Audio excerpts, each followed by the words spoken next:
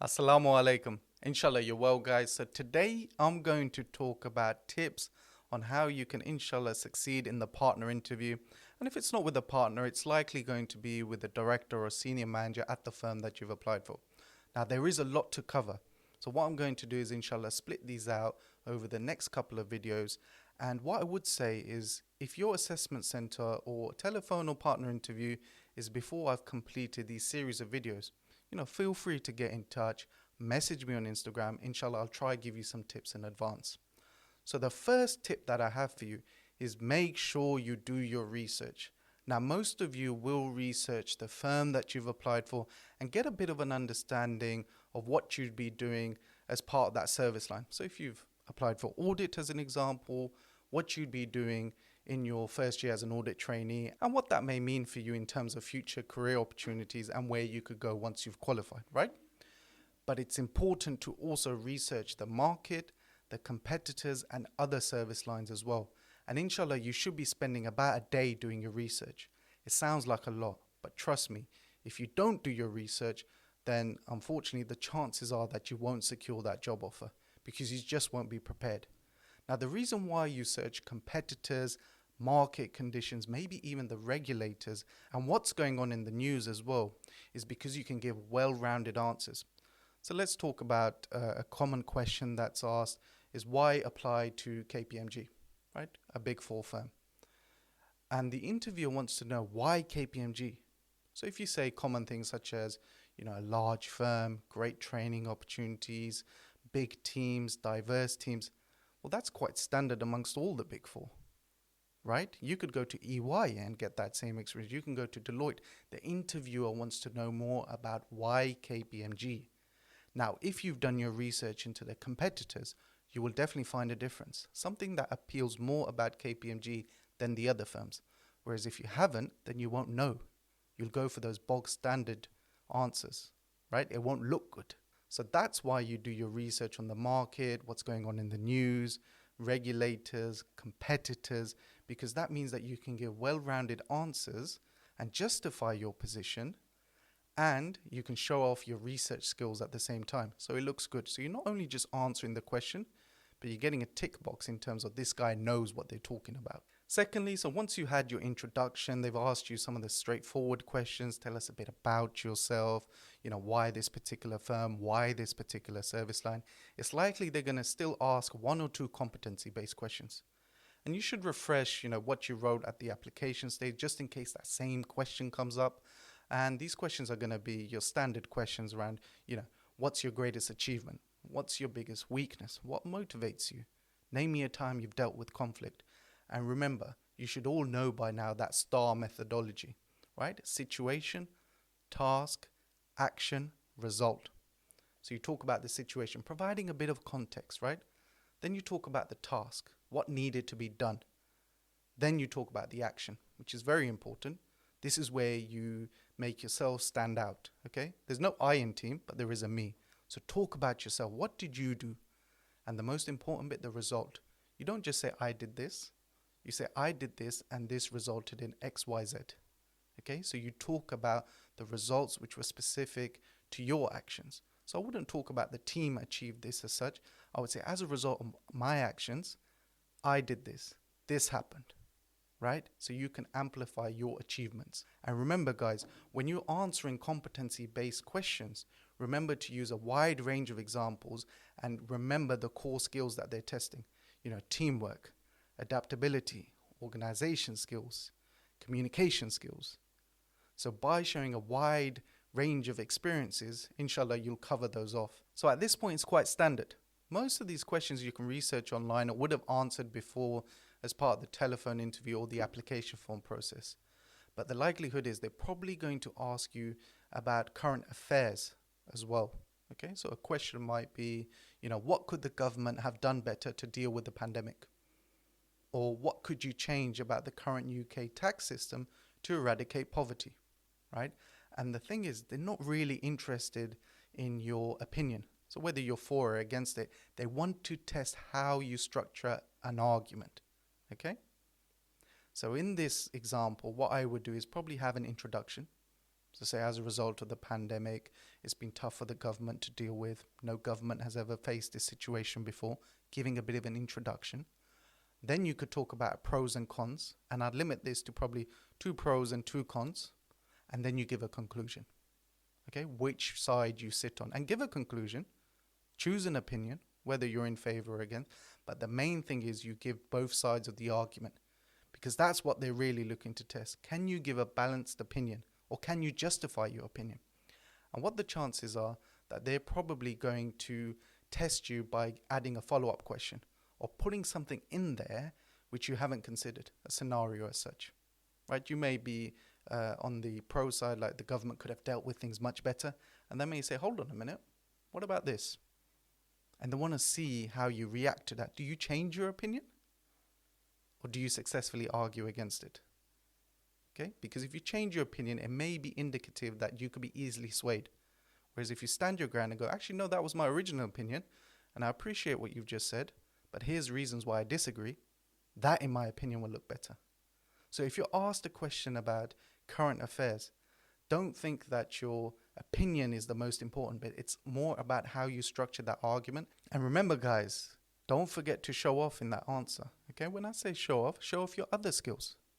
So they're talking about current affairs. Hit them back with current affairs. So when you talk about how the government has dealt with the pandemic, bring in your other understanding of current affairs that you have. So for example, the issue with free school meals that we're facing, furlough payments ending in April, right?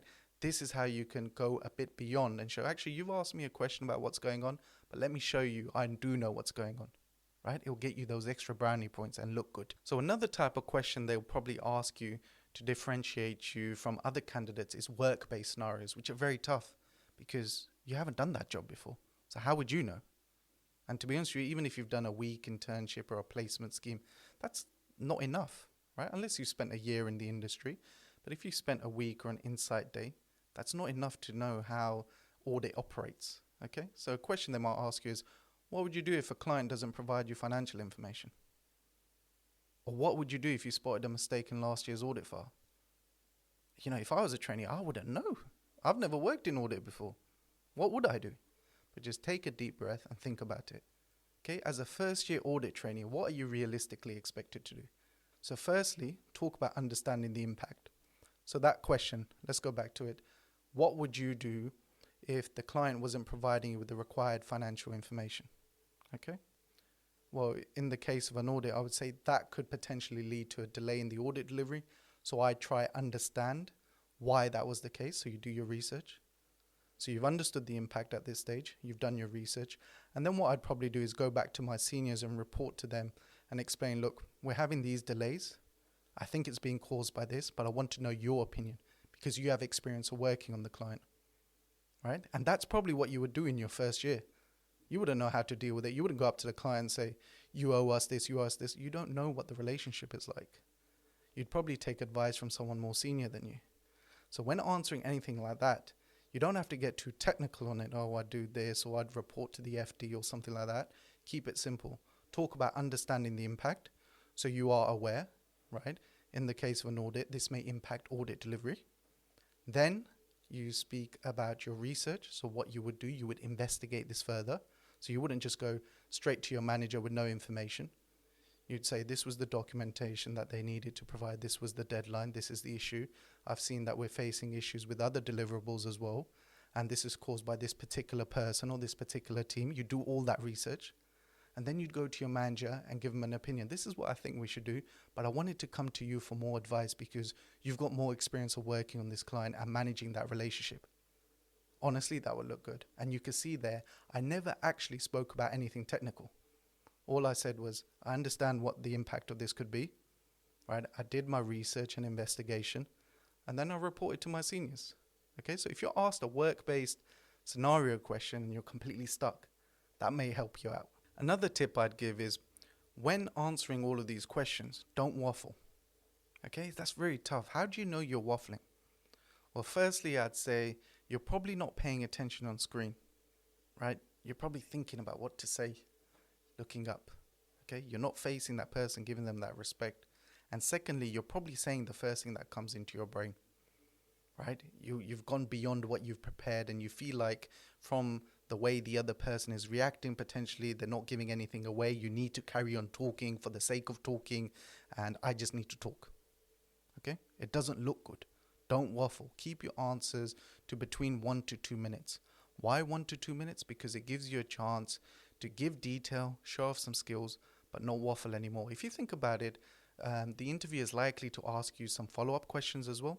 So if we structure an interview, probably 1 to 2 minutes of introduction, then if your answers are about 1 to 2 minutes, they'll get a chance to answer maybe 5 to 10 questions. And then you can leave 5 minutes or 5 to 10 minutes at the end to ask questions yourself. So you don't want to waffle on for 5 minutes because you won't be answering the question well. The interviewer will probably forget all the good stuff you've said at the beginning and remember all the bad stuff you've said at the end. One of the other tips I'd give is don't be afraid of silence. Don't be afraid of silence or talking slowly. Because if you're trumped in an interview by using silence or even talking slowly, you may be able to allow your brain to process that question and then inshallah come up with an answer, right? So don't be afraid of silence. I know sometimes if we're quiet, 1 second may feel like 10 seconds, but that's not the case. So it's okay to have a bit of silence before giving a response and to slow it down a bit while your brain processes the information you're going to say next. That's much better than waffling, okay?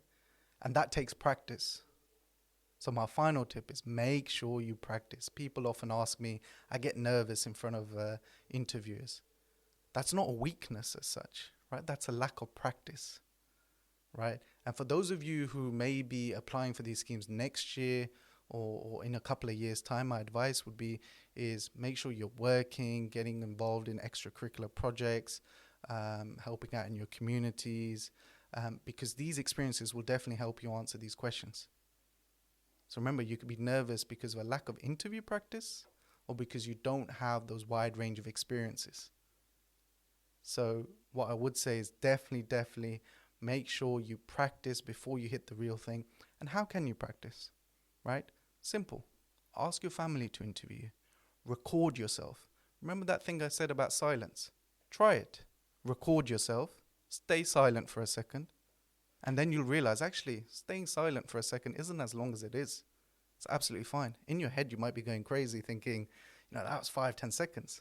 But actually, it's not the case.